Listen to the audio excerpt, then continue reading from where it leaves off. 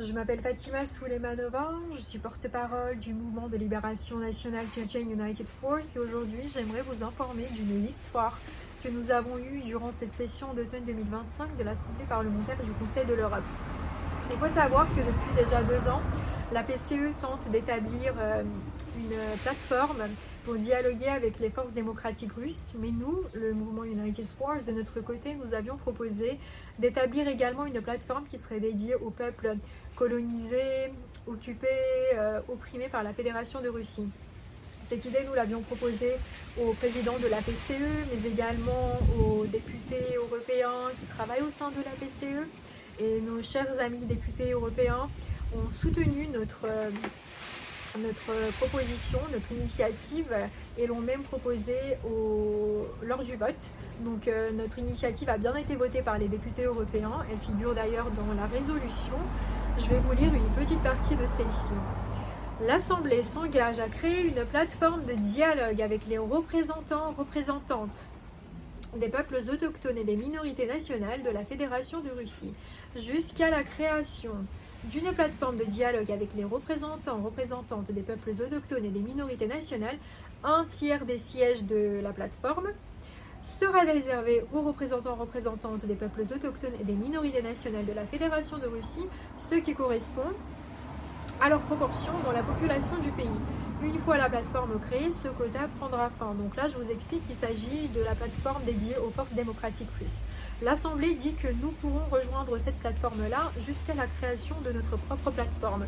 Pour revenir un petit peu en arrière, car ce travail ne date pas d'hier, ça fait déjà plusieurs années que nous travaillons au sein de la PCE, j'aimerais souligner le fait que les représentants de l'opposition russe n'ont jamais tenté d'entamer un dialogue avec nous, les représentants des mouvements nationaux. Bien au contraire, c'est nous qui avons tout le temps initié un dialogue avec eux. D'ailleurs, aujourd'hui, s'ils affichent un soutien, s'ils soutiennent ouvertement l'Ukraine, c'est seulement parce que dans le cas contraire, ils ne seraient pas perçus comme des forces démocratiques par l'Occident. Et c'est encore une fois prouvé lorsque nous soulevons la question tchétchène. Leur discours n'est absolument pas différent de celui de Poutine. Là, une fois de plus, ça prouve que l'opposition russe partage les mêmes positions idéologiques et politiques que Poutine et reprennent également les mêmes récits que Poutine. C'est pourquoi nous refusions dès le départ de rejoindre la plateforme dédiée à l'opposition russe et que nous avions proposé notre propre plateforme. Car pour nous, si l'on peut coexister en fait sur une plateforme européenne, ce serait perçu comme une possible coexistence au sein de la Fédération de Russie, ce qui n'est bien évidemment pas du tout le cas. Mais on nous a expliqué que cette plateforme n'appartient pas à l'opposition russe, c'est une plateforme de la PCE, et donc on nous a dit qu'on peut la rejoindre,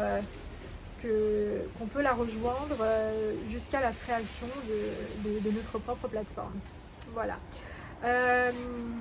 J'aimerais aussi rajouter que à la PCE, nous ne défendons pas que les intérêts des Tchétchènes, mais également les intérêts d'autres peuples. Nous avons obtenu des mandats. Donc c'est le groupe des peuples libres et l'Union caucasienne qui nous ont mandatés pour qu'on puisse les représenter à la PCE. Le groupe des peuples libres, dans lequel figurent donc les Allemands de Russie, les Tatars, les Kalmouks, les Caréliens et les Sibériens, donc ce sont ceux qui cherchent à séparer la Sibérie de la Russie, mais également les Daguestanais, les Circassiens qui figurent dans l'Union caucasienne.